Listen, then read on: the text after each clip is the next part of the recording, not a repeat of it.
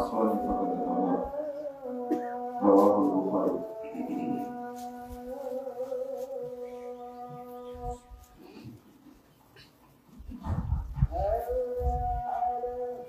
সম্মানিত মুসল্লিবৃন্দ, আপনাদের সাথে অনেকদিন পরে সাক্ষাৎ হলো। আপনাদের রাগ ক্ষোভ আছে, এর মধ্যেই আমাদের চলতে হয়। মনে ইচ্ছা থাকলেও আসা যায় না। জায়গাটার নাম হলো কি?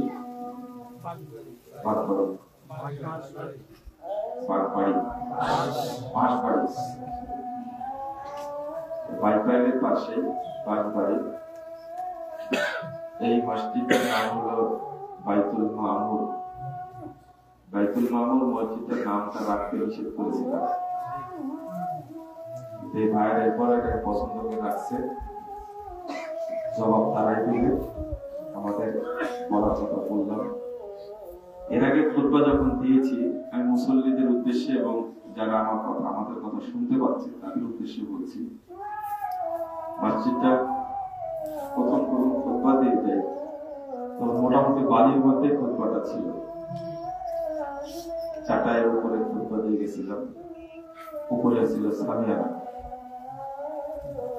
এরপরে দেখলাম যে কিছু মাটি ভরাট করেছে, আর এবার এসে দেখছি বেশ উন্নতি হয়েছে, ছাদটা দেওয়া হয়েছে। আলহামদুলিল্লাহ, প্রথম তলা ছাদ হয়েছে। কয়তলা দিয়েছেন? 5 তলা। তো এরপরেও ভাইরা বলছেন যে 7-8 লাখ টাকা ঋণ থেকে গেছে, কিন্তু মসজিদের বসার মতো পরিবেশ এখনো হয়নি। যে চাটাইয়ের উপরে বসে আছে মাদুরের উপরে, সেটার উপরে বালি পড়ছে। আল্লাহর কাছে দোয়া করি, আল্লাহর ঘর আল্লাহ যেন একটু পূর্ণ করে দেয়। আগামীতে যখন আসবো তখন যেন 3 তলা পর্যন্ত অনুরোধ হয়ে যায়।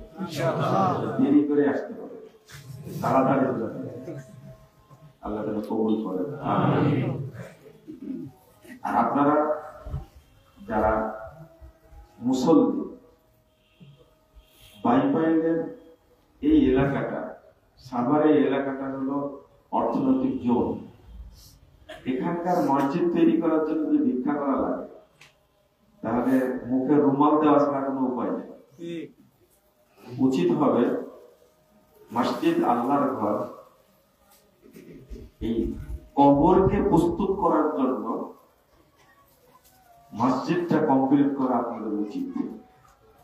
সবার বাড়ি খুব সুন্দর সুন্দর, কিন্তু মসজিদের অবস্থা খুব, এই বাড়ি যতই সুন্দর তৈরি করো, সবচেয়ে দামি জায়গা পৃথিবীতে বলে মানুষ খুব বেশি খরচ করে তৈরি করা হলো হোয়াইট হাউস। কিন্তু আল্লাহর কাছে কোনো দাম না। কিন্তু মসজিদটা যদি কুড়ে ঘরও হয়, ঘেরের চালানো যদি হয়, সেইটা মূল্য আল্লাহর কাছে অনেক অনেক বেশি মর্যাদাপূর্ণ, বেশি গুরুত্বপূর্ণ। কারণ এটা হলো আল্লাহর ঘর। আল্লাহর ঘর। আপনারা কিছু করে যাবে, যার মাধ্যমে আল্লাহকে বলতে পারবেন আল্লাহ আমি এটা করেছি, এর ওসিলায় তুমি আমাকে জান্নাত দিবে। যে জিজ্ঞেস করে কেউ করেছেন কিনা এমন, তারপর কেউ উত্তর দিতে পারবে না। গত রাত্রিতে একটা আলোচনা করেছিলাম যে এই টঙ্গিতে 190 নম্বর হাদিস ইবনে মাজার মধ্যে এসেছে, রাসূল সাল্লাল্লাহু আলাইহি ওয়াসাল্লাম জাবের রাদিয়াল্লাহু আনহু বলছে, মালি আরাকা মুনফিসা, জাবের তোমার মনটা তো খারাপ দেখছি কেন? তখন জাবের রাদিয়াল্লাহু আনহু উত্তর দিচ্ছে, উস্তুশহিদা আবি ওয়া তারাকা আয়ানা ওয়া দাইনা, আমার আব্বা শহীদ হয়েছে উহুদের যুদ্ধে, আর অনেক বাচ্চা, ছোট ছোট বাচ্চা রয়েছে, বোন, আর ঋণ রেখে গেছে। এই বোনদেরকে মানুষ করতে আর ঋণের বোঝা টানতে আমার অবস্থা প্রায় হয়ে যায়। তখন এই অবস্থায় বলছে, আপনার অবশ্যই না, তোমাকে একটা সুসংবাদ দেবো। বলছে, আপনি সুসংবাদ কি দিবে?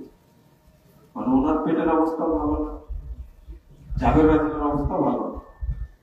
তখন রাসূল সাল্লাল্লাহু আলাইহি ওয়াসাল্লাম বলছে, শোনো জাবের, লাকি আল্লাহু আবাক,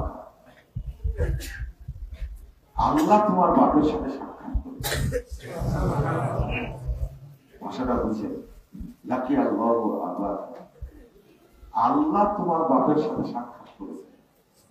তোমার বাপ আল্লাহর সাথে সাক্ষাৎ করেছে, এটা নাকি ভাষাটা আবার বলবো, আল্লাহ তোমার বাপের সাথে সাক্ষাৎ করেছে।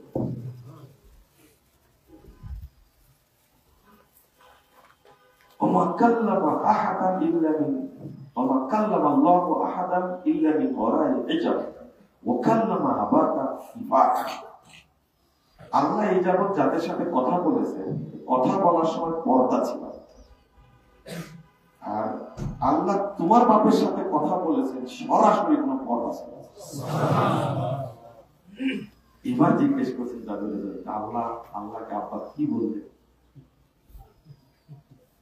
এবার একটু কি ওই যে কষ্ট, দুঃখ, এই কথা শুনে জাবের রাজার মনটা একটু খেয়েছে, উজ্জীবিত হয়েছে, তাজা হয়েছে, মরা মন তাজা হয়েছে। তো তাহলে আল্লাহর সাথে আব্বার কি কথাবার্তা হলো? তো বলছেন যে তোমার আব্বাকে আল্লাহ বললেন যে আমার বান্দা, তুমি আমার কাছে আরো কিছু চাও, আমি দেব, শহীদ হয়ে গেছে। এরপরে আল্লাহ বলছেন যে তুমি কিছু চাও, আরো দেব। জান্নাতে এত কিছু পেয়েছে। হাদিসে আসছে একজন শহীদকে শুধু হুরি দেওয়া হবে 70।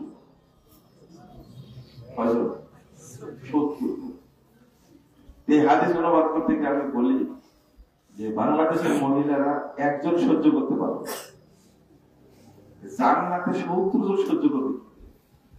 বুঝলেন কথা? আর কেন দেয় জানেন? কেন দিবে? অন্য কিছু দিলে হতো না, ঘুরি কেন দিবে? একজন পুরুষের যে হক মহিলারা আদায় করতে পারে না, পুরুষের যে পেড়া, এটা আমরা জান্নাতে পরিশোধ করে দিবে।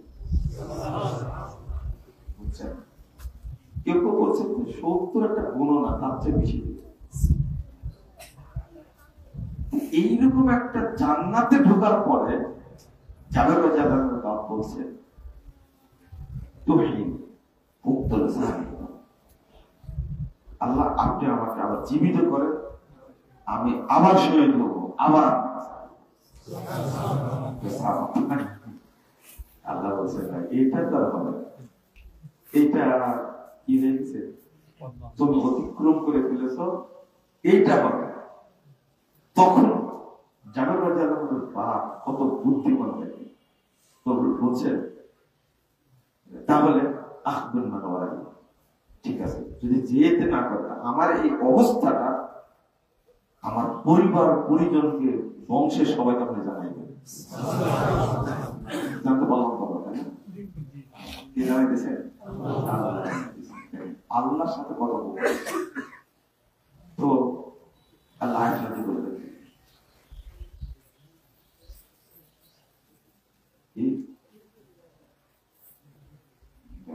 ভুলে যাচ্ছে ওই যে আয়াতটা, যারা আল্লাহর পথে মারা গেছে তাদেরকে মৃত্যু বলো না।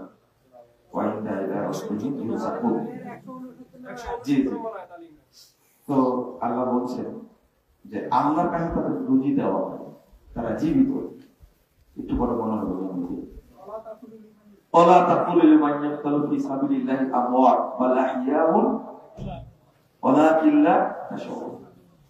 আল্লাহ বলছেন, কত সুন্দর করে বলছেন। তো আমার প্রশ্ন এই জায়গায়, আরো সাহাবী তো শহীদ হয়েছে, তাই না?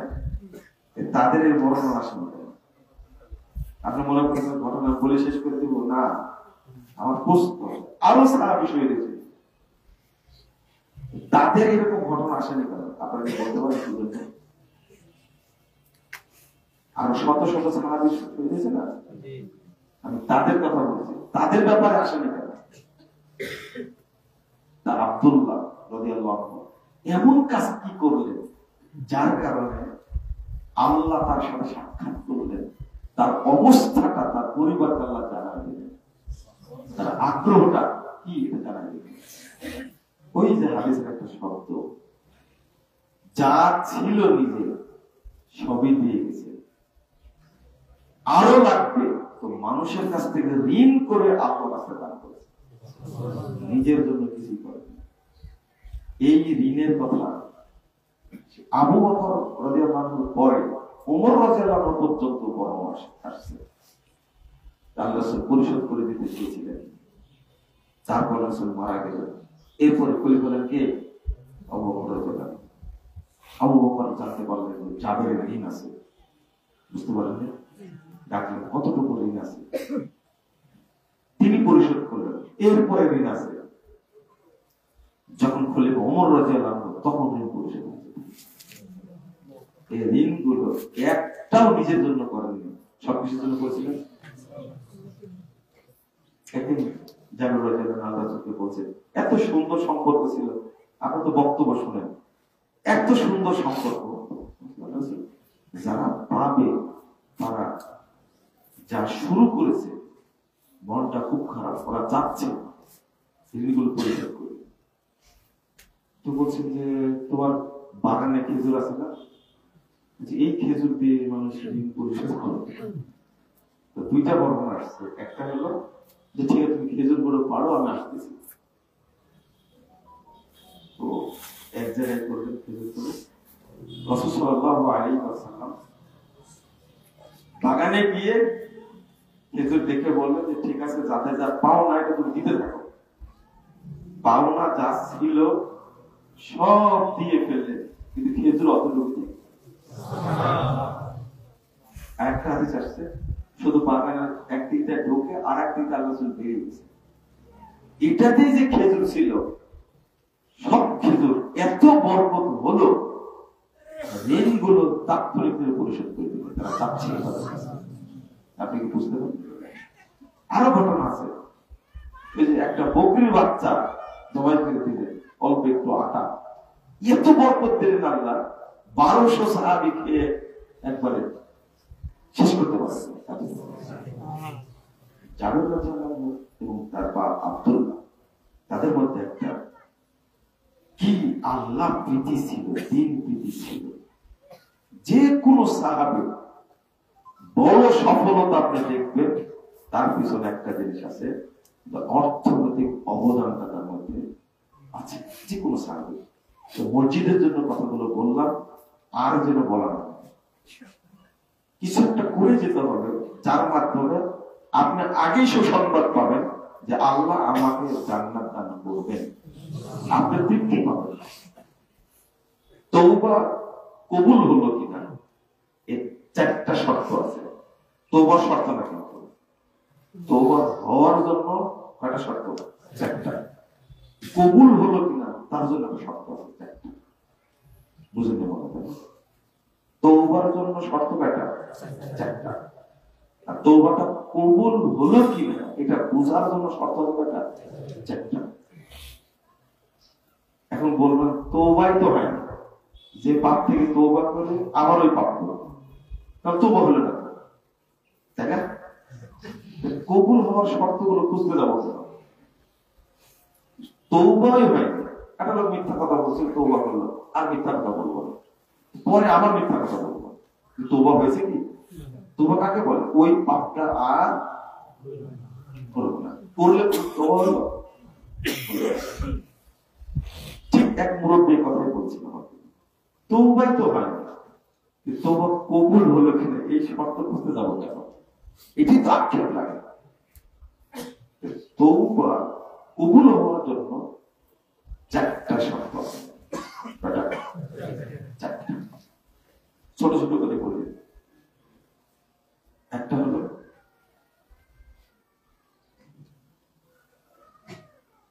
আপনি বুঝতে পারছেন আগের অবস্থা থেকে আপনার অবস্থা কি হয়েছে, উন্নতি হয়েছে, ভালো হয়েছে।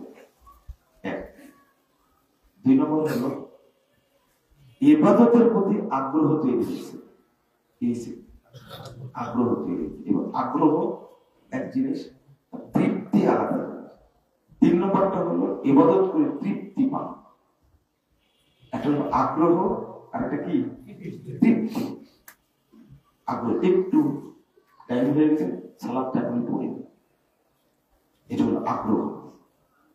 আর সালাদ পড়তে গিয়ে সেজদা দিতে মাথা তুলতে ইচ্ছা করে, আর একটু দোয়া করি, আর একবার বলি আরেকবার বলি রব্বানা আতিনা ফিদ দুনিয়া হাসানাহ ওয়া ফিল আখিরাতি হাসানাহ ওয়া কিনা আযাবান নার। বলছি মনে হচ্ছে আরেকবার বলি, আরেকবার বলি। এটা তৃপ্তি, খুব মজা লাগে। তাহলে বুঝবেন তওবা কবুল, ঈমান তো আছে, তওবা কবুল হয়েছে। আর শেষেরটা হলো কঠিন। এই শেষেরটার কথা বলতে যেই আমি কথাটা বললাম যে আপনি নিজেই বুঝতে পারবেন যে আল্লাহ আমাকে কবুল করেছেন। সেটা কিভাবে? হাত্তা তাসমা কওলাল মালাইকা আল্লা তাখাফু ওয়া লা তাহজানু ওয়া আবশিরু বিল জান্নাহ।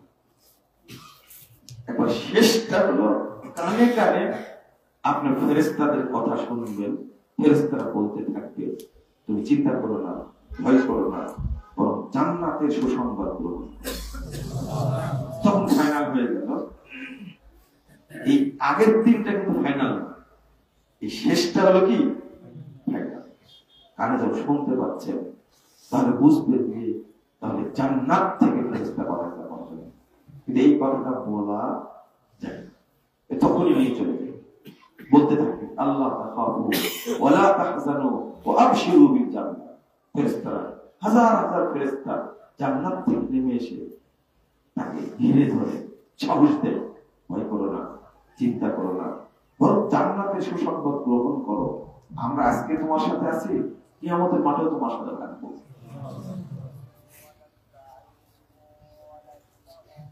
এরপরে মালাকুল মউতের ভয়ে ফেরেশতারা সাহস দেয়, মালাকুল মউত এসে আরো সুন্দর কথা বলে, ইয়া আইয়াতুহান নাফসুল মুতমাইন্নাহ ইরজিই ইলা রাব্বিকি রাদিয়াতান মারদিয়া ফাদখুলি ফি ইবাদি ওয়াদখুলি জান্নাতি। এমন সুসংবাদ দেয়, হে প্রশান্ত আত্মা, তুমি বেরিয়ে যাও তোমার রবের দিকে প্রফুল্ল চিত্তে, সন্তুষ্ট চিত্তে। ফাদখুলি ফি ইবাদি ওয়াদখুলি জান্নাতি, তুমি আমার নেক বান্দাদের অন্তর্ভুক্ত হয়ে যাও এবং তুমি আমার জান্নাতে প্রবেশ করো। এত সুন্দর সুসংবাদ আল্লাহ রাব্বুল আলামিন দিয়ে পাঠান জিবরিলকে, মালাকুল মউতকে। এই সুসংবাদটা আপনি শুনতে পারেন মৃত্যুর ঠিক আগ মুহূর্তে, কিন্তু এটাকে পরিবারকে, বাচ্চা কাচ্চাকে বলে যাওয়া যায় না, নিজে বোঝা যায় তাহলে আল্লাহ আমাকে কবুল করেছে, আল্লাহ আমার তওবা কবুল করেছে, আল্লাহ আমার ইবাদত কবুল করেছে, আমার চাওয়াগুলো আল্লাহ কবুল করেছে। এই অপেক্ষা মুমিনকে করতে হয়। এই জন্য বললাম এমন কিছু করে যেতে হবে যে মৃত্যুর আগেই আপনি কনফার্ম হতে পারেন যে আল্লাহ আমাকে কবুল করেছে। আল্লাহ যেন আমাদের সকলকে কবুল করে। কষ্ট হয়, মসজিদ তো, মসজিদের কাজ না হলে এর চেয়ে বড় কষ্ট আর কিছু না। আপনাদের এটা আপনার জীবনে অধ্যায় থাকবে, যেখানে থাকেন না কেন চিন্তা করবেন আগে মসজিদ শেষ করি, তারপর নিজের ঘর করি। আল্লাহ যেন কবুল করে। কি যেন আয়াত পড়ছিলাম ওইটা ভুলে গেছি। আমি যে বিষয়টা আজকে কথা বলবো সংক্ষেপে বলি, আপনারা একটু মনোযোগ দিবেন। সেটা হলো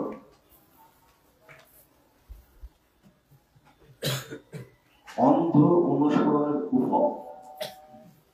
অন্ধ অনুসরণের কুফল মানে একজন মানুষকে আপনি অনুসরণ করেন, কিন্তু তাকে যাচাই করেন না, অন্ধভাবে অনুসরণ করেন। তাকলিদ আরবি শব্দ, এইটা কোরআন হাদিসে নাই। ইত্তেবা আরবি শব্দ, কোরআনেও আছে, হাদিসেও আছে। ইত্তেবা শব্দের অর্থ হলো দলিল সহ অনুসরণ করা, আর তাকলিদ শব্দের অর্থ হলো দলিল বিহীন অনুসরণ করা। চোখ বুঝে একটা কথা গ্রহণ করলো, মেনে নিলাম। আজকে কিন্তু ডাক্তার আর অফিসের ছেলে তো বলছেন যে এক ডাক্তারের কাছে গেলাম, টেস্ট দিয়েছে মোটামুটি 25,000 টাকা। বিশ্বাস হলো তিনি বড় ডাক্তার, জেনেই গেছে বড় ডাক্তার।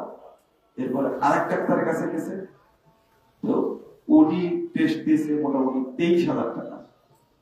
বোঝা গেল কি কাছাকাছি আছে। পিজিতে একটা টেস্ট করাইছে, এটা নির্দিষ্ট মেডিকেলে বলেছে 13,000 টাকা। তাহলে একটা চিকিৎসার জন্য সে যাচাই করেছে, এটা চিকিৎসা, জীবনের চিকিৎসা। এটা আপনার দলিলের জন্য করেন, কিসের জন্য? দলিলের জন্য জমি কিনবেন, আগে টেস্ট করেন, কয়েকজনকে দেখান দলিলটা ঠিক আছে কিনা, বা জমি অরিজিনাল মালিক কিনা সে। এটা কিন্তু আপনার বাড়ি করার জন্য বা জায়গা কেনার জন্য। কিন্তু যে আমলটা দিয়ে আপনি জান্নাতে যাবেন, সেইটা কিন্তু আপনি যাচাই করেন। এটি হলো পীরদের বড় কৌশল। তাদের পীরদের বড় কৌশল, ওরা মানুষকে আটকাতে পারে সুন্দর করে। বাংলাদেশের মানুষ ঠিক অন্ধভাবে সেটাই অনুসরণ করছে।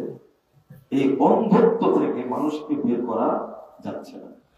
তার কারণটা হলো এদেরকে পরিচালনা করা হলো ইবলিস। কে পরিচালনা করে? ইবলিস। ইবলিস যে মানুষের প্রকাশ্য শত্রু, এটা আল্লাহ বহু জায়গায় বলেছেন, ইন্নাহু লাকুম আদুউম মুবিন। ইবলিস ওর কর্মসূচি হলো 7 দফা। 7 দফা কর্মসূচি নিয়ে ও মাঠে কাজ করে, মানুষের উপর 7 দফা কার্যকর করে। তার মধ্যে প্রথম দফা হলো ও মানুষকে কাফের বানায় বা মুশরিক বানায় বা বেদিন বানায়। প্রথম কথা 16 নম্বর আয়াত সূরা হাশরের মধ্যে আছে না, ক্বালা শাইতানু লিল ইনসানি কুফর ফালাম্মা কাফারা ক্বালা ইন্নী বারিউম মিনকা ইন্নী আখাফুল্লাহ রাব্বুল আলামিন। এটাই বদের পথ। ও মানুষকে বলে কুফরি কর, কুফরি কাজ করা। যখন ফালাম্মা কাফার যখন কুফরি করে ফেলে, ক্বালা ইন্নী বারিউম মিনকা, সি সি সি, তুই এত খারাপ, আমি তোর মধ্যে নাই।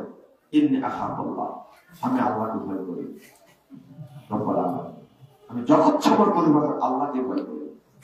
কত দুষ্ট দেখছে, তখন মানুষ আক্ষেপ করে খারাপ কাজ করে দিলে শয়তান এমন না এটা, ওকে যদি কাফের বানাই দিছে আর শয়তান তখন আক্ষেপ করে এত খারাপ কাজ করে ফেললাম। তো শয়তান মানুষকে আগে কাফের বানাতে চেষ্টা করে, যখন পারে না তখন শয়তান নতুন নতুন বিদআত আমল আবিষ্কার করে তার সামনে দেয়। দ্বিতীয় কর্মসূচি মানুষকে কি করায়? এরপরে কাবিরা গুনাহ পরে। তাহলে দ্বিতীয় কর্মসূচি হলো মানুষকে বিদআতি বানায়। কি বানায়? বিদআতি বানায়। আল্লাহ বলছেন সূরা আনাম 112 নম্বর আয়াত, وكذلك جعلنا لكل نبي عدوا شياطين الانس والجن। আপনার আমার শত্রু মানুষের মধ্যে থেকেও আছে, জিনের মধ্যে থেকেও আছে। মনে পড়ছে আপনাদের কথা না? ঘুমাচ্ছে? আপনার আমার শত্রু, মুমিনের শত্রু জিনের মধ্যে থেকে শয়তান না, আর মানুষের মধ্যে থেকে কি শয়তান। মিনাল জিন্নাতি ওয়াল নাস, মানুষের মধ্যে কিছু শয়তান আছে। এদের পরিচয় কি জানেন? এরা কারা? জিনের মধ্যে শয়তান আছে এটা তো জানি আমরা। কোনদিন কি বের করেছেন আপনারা যে মানুষের মধ্যে শয়তান কারা? এটা একটা পাঠ দিয়ে দিলাম আপনারা, আজ থেকে আপনারা যাচাই করবেন। জিন তো দেখতে পান না, দেখতে পান কি? আল্লাহ কিন্তু আগে শায়াতিনুল ইনস বলেছে, জিনটা পরে বলেছে। জিনটা কি বলেছে? পরে বলেছে। মানুষের শয়তানের কথা আগে বলেছে। আপনি আগেরটা চিন্তা করেন যে মানুষের মধ্যে শয়তান কারা, এটার বিবেচনা করে বুঝাতে পারলাম না। আপনি মানুষের মধ্যে শয়তান দেখেছেন কোনদিন? হ্যাঁ, দেখছেন কোনদিন? দেখছেন? মানুষ শয়তান এরা কি অন্য জাতি? কেউ দেখেন নাকি? দেখছেন? আবার বললেন যে আমি নিজের শয়তান, এটা বলেন না। আমি বলছি যে শয়তান দেখছেন কি? এরা কারা? এটা যে আল্লাহ বলছে, মানে আপনাদের এটা বুঝাতে পারলে আমি সফল। এখন অনেকটা উত্তর দিয়ে বলেছেন আপনি। আমি এটা তো দলিল দিয়ে বুঝাতে পারবেন শয়তান কারা। আপনি জিন শয়তান নিয়ে ব্যস্ত হয়ে পড়েছেন। আগে দরকার যে মানুষ শয়তানকে এটা দেখাতে হবে। জিন শয়তান থেকে পানা চালাম, আউযু বিল্লাহি মিনাশ শাইতানির রাজিম, বেঁচে গেলাম আলহামদুলিল্লাহ। কিন্তু মানুষ শয়তান থেকে পানা চালাবে কি? আউযু বিল্লাহি সামিল আলিম মিন হামজিহি ওয়া নাফসিহি ওয়া নাফসিহি, বেঁচে গেল। কিন্তু মানুষ শয়তান থেকে কি বলে পানা চালাবে? বলেন তো আল্লাহ কেন বলেন? মানুষ শয়তান থেকে পানা চালাতে বলেন কেন? জিন শয়তান থেকে চাইছি, তাই না? এই জিন শয়তান যে মানুষের শিরায় উপশিরায় চলে, রক্তের মধ্যে বলছেন শয়তান মানুষের শির উপশিরায় একবার রক্তের নালিতে নালিতে দৌড়ায় চলতে। তো আজকে একটা দায়িত্ব দিলাম আপনাদেরকে যে মানুষ শয়তান খুঁজে বের করতেই হবে। কারণ আমরা বলছেন তোমার শত্রু দুই শ্রেণীর মধ্যে থেকে, এক শ্রেণীর মানুষের মধ্যে শয়তান আর এক শ্রেণীর কি জিনদের মধ্যে শয়তান। আপনারা বলতে পারলেন না তো মানুষের মধ্যে শয়তান কোনদিন চিন্তা করেছেন কিনা? কারা? কতবার পড়ছেন কুল আউযু বিরাব্বিন নাস, মালিকিন নাস, তারপর ইলাইহিন নাস, মিন শাররিল ওয়াসওয়াসিল খান্নাস, তারপর কি আল্লাযী ইউওয়াসবিসু ফি সুদুর, তারপর কি মিনাল জিন্নাতি। আপনার অন্তরে যে কুমন্ত্রণা দেয় সেটা হলো মিনাল জিন্নাতি ওয়ান নাস। ধোঁকা জিনও দেয়, মানুষও দেয়। মানুষ কারা? এই শয়তান। আল্লাহ বলছেন কি ইউহি বা'দুহুম ইলা বা'দ যুখরুফাল কওলি গুরুরা। এরা উভয়ে কথা আদান প্রদান করে। জিন শয়তান মানুষ শয়তানের সাথে কথা আদান প্রদান করে, একে অপরের ওহী করে। যে ওহীটা কি? যুখরুফাল কওলি গুরুরা, অর্থাৎ চমকপ্রদ কথা, মনোমুগ্ধকর কথা বলে ধোঁকা দেয়। এই ধোঁকা দেওয়ার জন্য সুন্দর কথা তৈরি করে, সুন্দর কথা তৈরি করে ইবলিস পরস্পর। তো প্রথম কথা হলো যে এটা কিভাবে ওহী করে এই একটা পদ্ধতি জানা।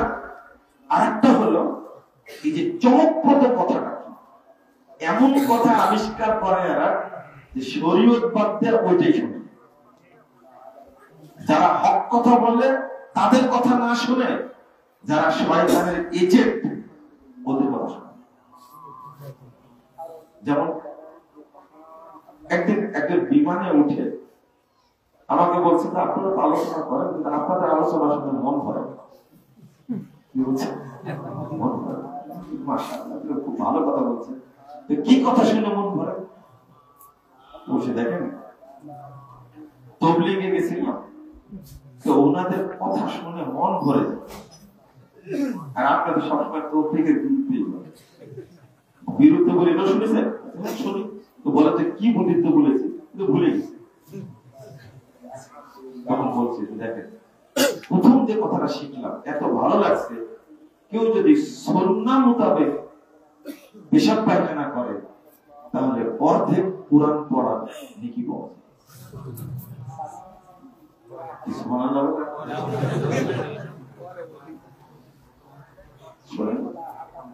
দেখেন এই কথাটা শুনে অন্তরটা ভরে গেল।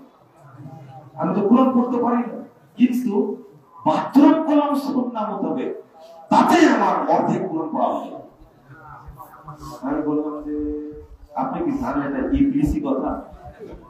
ইবলিসি কথা মানে নেকি হওয়ার জন্য এই নেকিটার কথা বললো, অর্ধেক কুরআন পড়া নেকি হবে, এটা যে বললো এই দলিল থাকতে হবে না? অবশ্যই এরকম মুরব্বীরা দলিল ছাড়াই কথা বলবে? এই যে হলো ইবলিসি কথা, চমকপ্রদ কথা। এই কথা ও প্রতারিত হয়ে গেছে। কি হয়েছে? প্রতারিত হয়ে গেছে।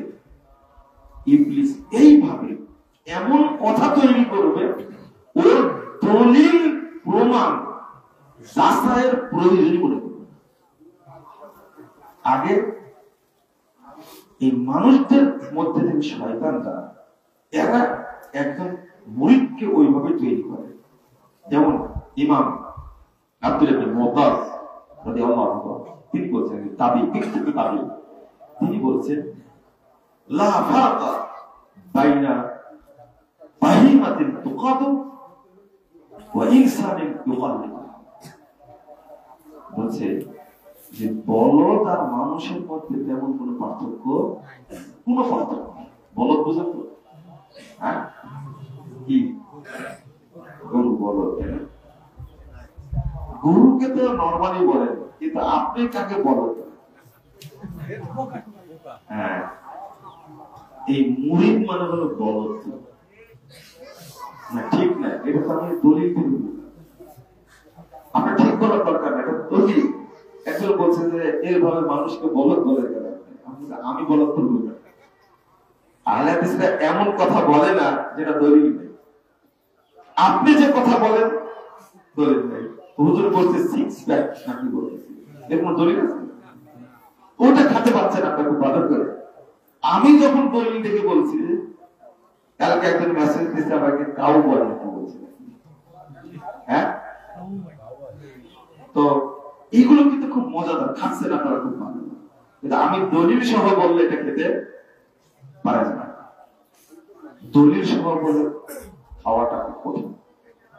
তো এই যে কথাটা ইবলিস তৈরি করেছে, এমন কথা তৈরি করলো যেটা দলিল খোঁজার প্রয়োজন মনে করে।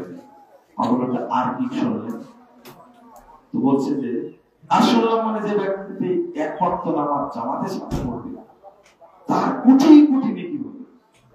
আমি বললাম যে কোটি কোটি না, আমার মুখস্থ করে বলি, বলে যে ব্যক্তি এক ওয়াক্ত সালাত জামাতের সাথে পড়বে তার নেকি হবে 3,35,54,432 মণ। তখন লোকটা বলছে সুবহানাল্লাহ, কত নেকি? আমি বললাম যে হ্যাঁ, এটা শুনেছিলাম, তাই না? হ্যাঁ, মানুষ আগ্রহ হবে নামাজ পড়তে যাবে, আপনারা এই ধরনের কথা বলবেন, একবারও চিন্তা করেন কি? আমি একটু যাচাই করে 3,35,54,432 গুণ নেকি যে দেওয়া হবে, এই লোকটা যাচাই করার সুযোগ পায়নি, কিন্তু কত খুশি সে, তবলিগে গিয়ে কত খুশি। আমি বললাম যে এটাও ইবলিসি কথা, আপনি খুঁজেন। বলছে যে ভাজায় আমল পড়ে পড়ে বললো যে আমল, এইটা কি দলিল? এটা কি দলিল? এই যে চমকপ্রদ কথা, যখন বলো কওলে বড়রা একবার খুব মনোমুগ্ধকর কথা বলে কি করে? মোতাহিদ করে, ধোঁকা দেয়। আল্লাহ বলে দিচ্ছেন এই জন্য যারা দলিলবিহীন এই সমস্ত কথা প্রচার করবে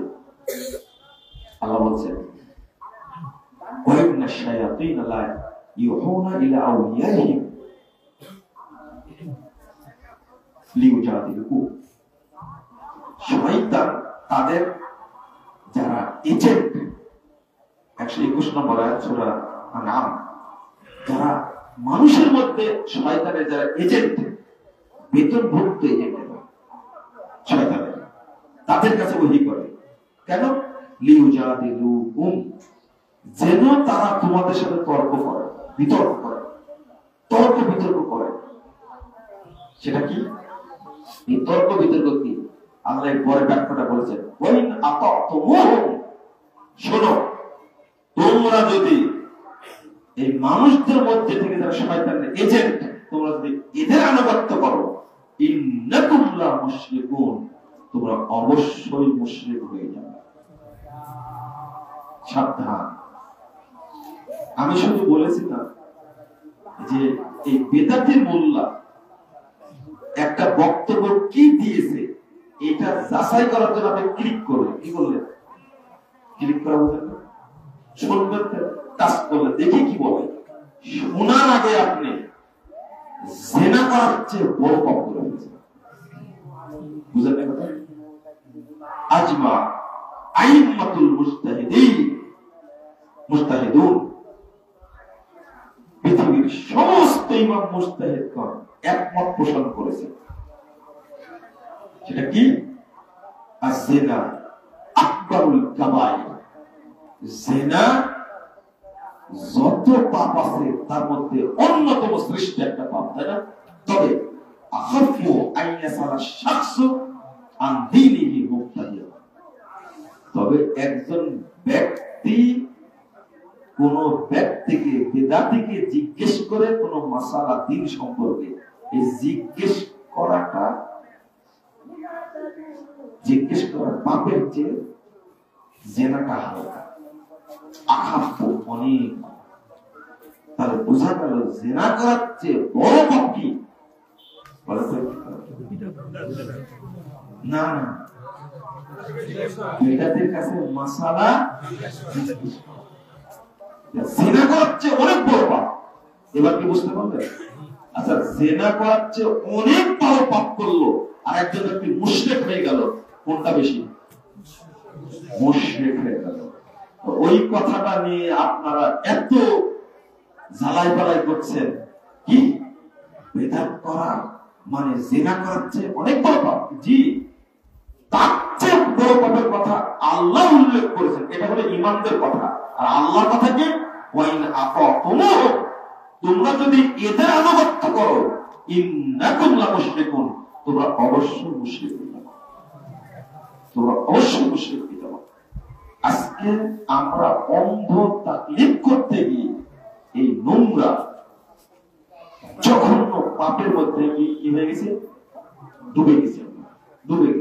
এই জন্য তো আপনার কাছে আমার কাছে দ্বীনের কোনো মূল্য নেই। এই জন্য ইমাম ইবনে তাইমিয়া রাহিমাহুল্লাহ একটা কথা অনুবাদ করে আপনারা খুব মনোযোগ দিয়ে শুনবেন। আমি পড়ে পড়ে বলছি, আপনারা একটু শুনেন। ইবনে তাইমিয়া রাহিমাহুল্লাহ মাজমু ফতোয়া 22 নম্বর খণ্ডের 248-49 পৃষ্ঠা। আমি একটু পড়ি, একটু পড়লে এটা পড়ে খুতবা শেষ করলে হয়ে যাবে ইনশাআল্লাহ। আর জীবনে বিনা দলিলের কোনো কথা মানতে চাইবেন না। একজন এই যে ইবলিস যে কত বড় শত্রুতা করেছে মানুষদের জন্য, সব জায়গাতে বসায় রাখছে। ছোট্ট একটা উদাহরণ বলছে যে লা ইলাহা ইল্লাল্লাহ, তাই না? লা ইলাহা ইল্লাল্লাহ এর অর্থ করেছে লা মাওজুদা ইল্লাল্লাহ, লা মাকসুদা ইল্লাল্লাহ, লা মাহবুবা ইল্লাল্লাহ। লা ইলাহা ইল্লাল্লাহ হলো মানুষকে আল্লাহর ওয়াহদানিয়তের উপর টিকে থাকার একটা কি জান্নাতে যাওয়ার বাক্য এটা।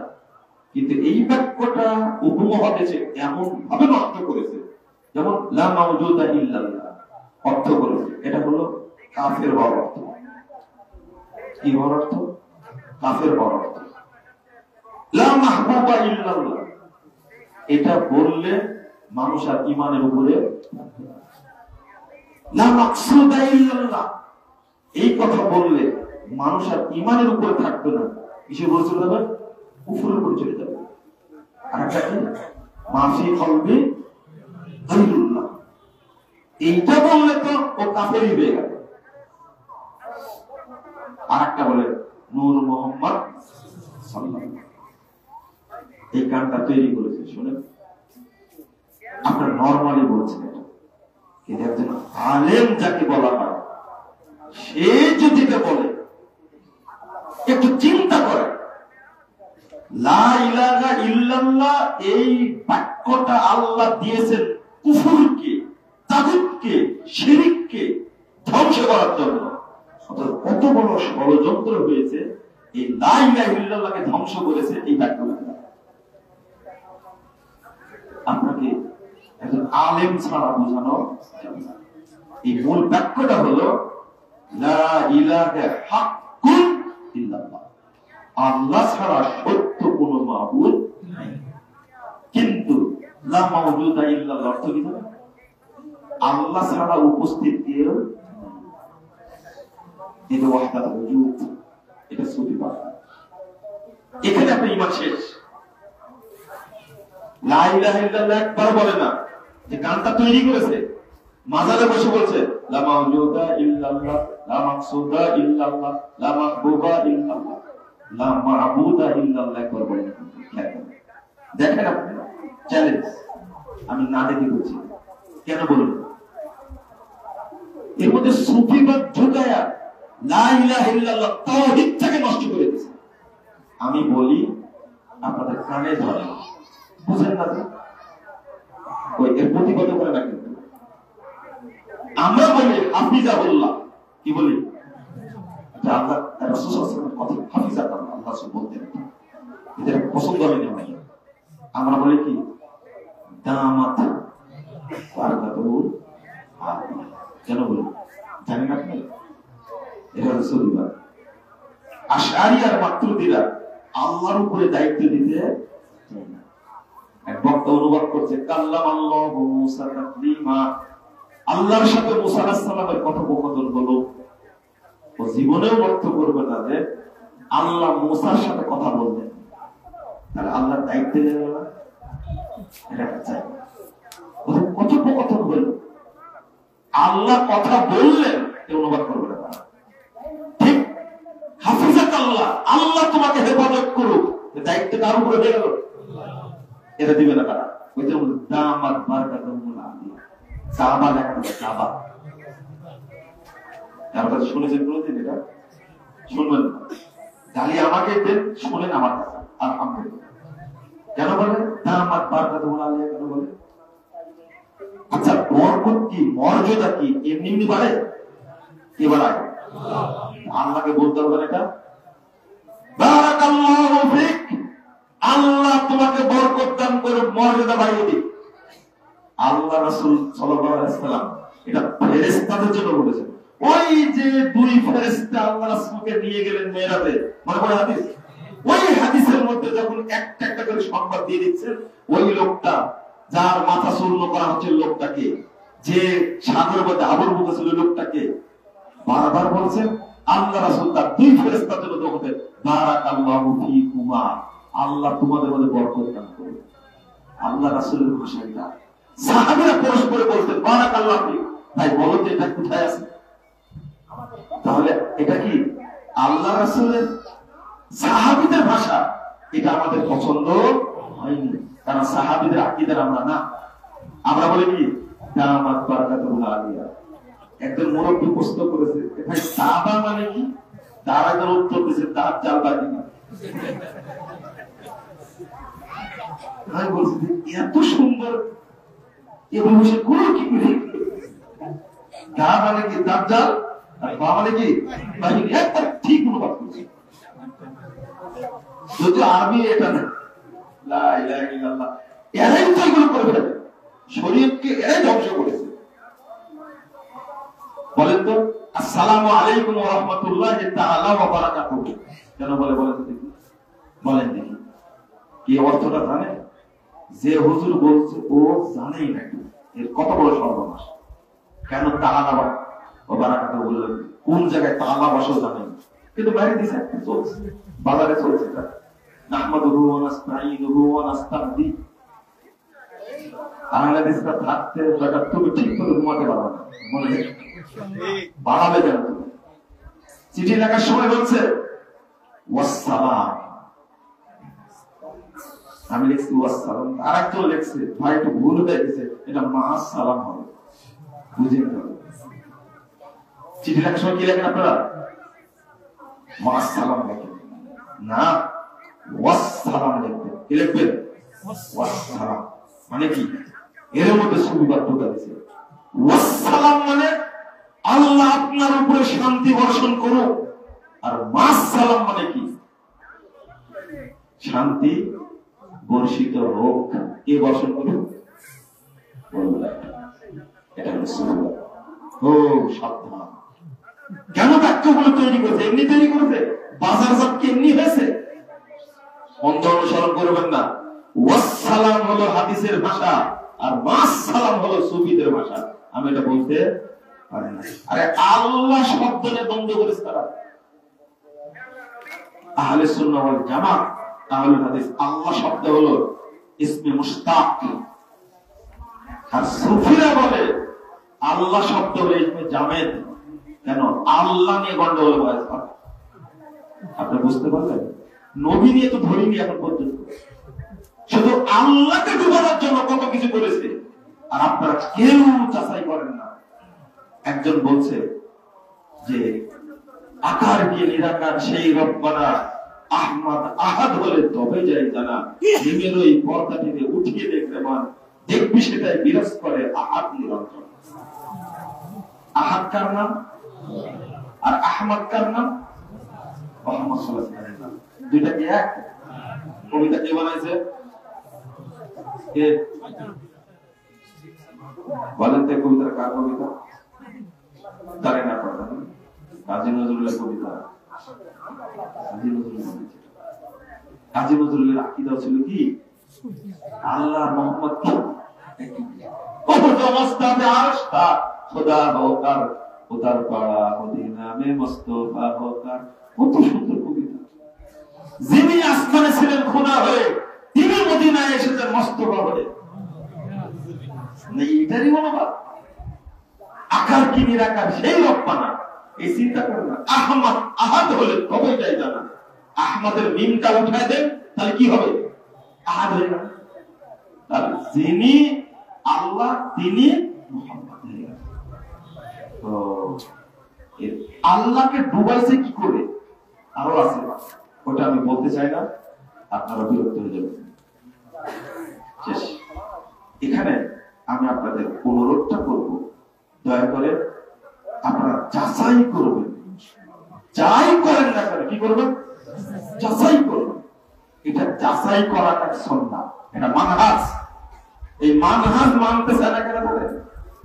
মানহাজ মানার অর্থ কি? মানুষ জিজ্ঞেস করবে এই ধরনের কথা কি রাসূল বলেছেন, এই ধরনের কি সাহাবী বলেছেন, এই ধরনের কথা কি ব্যাখ্যা কি তাবেঈরা করেছেন?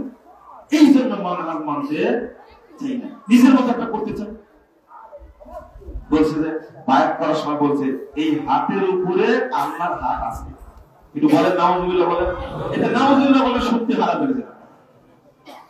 এত বড় একটা কুফরি কথা যে এই হাতের উপরে কি আছে? আল্লাহর হাত আছে।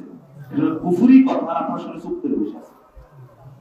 যখন রাসূল সাল্লাল্লাহু আলাইহি ওয়াসাল্লাম বায়াত করেন সাহাবীদের, তখনও কি আল্লাহর হাত ছিল রাসূলের হাতের উপরে? না, আল্লাহর পক্ষ থেকে রাসূল সাল্লাল্লাহু আলাইহি ওয়াসাল্লাম হাত দিয়েছিলেন।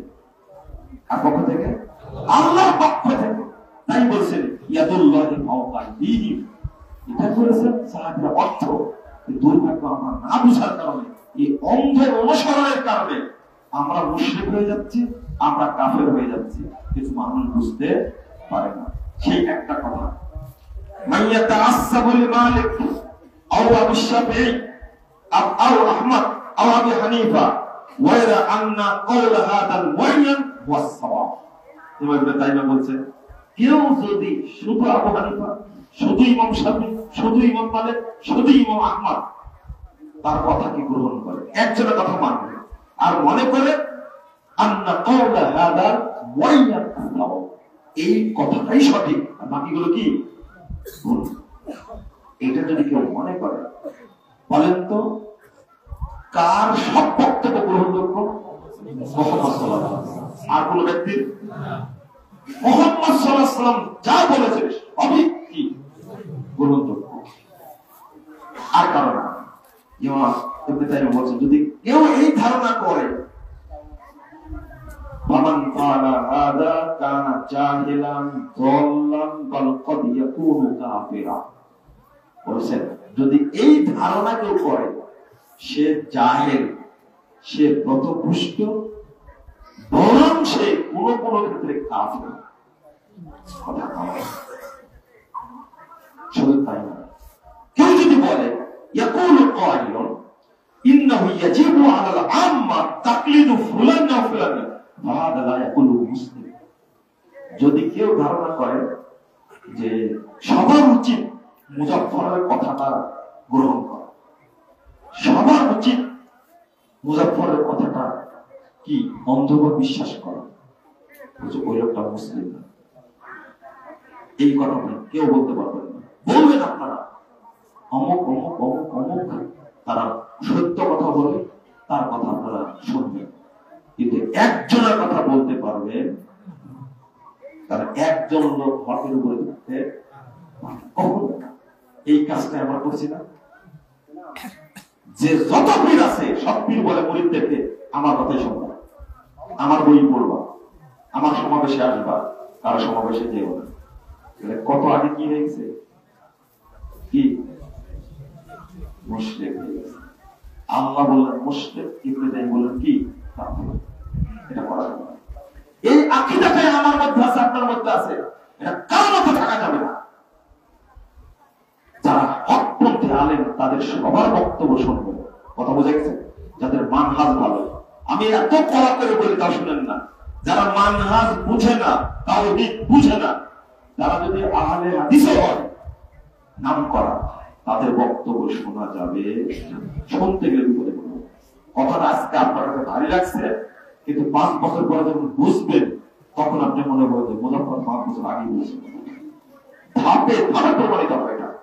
কারণ মানহাজ না বুঝলে একটা আয়াতের অনুবাদ করতে পারবেন না, একটা আয়াতের অনুবাদ করতে পারবেন না।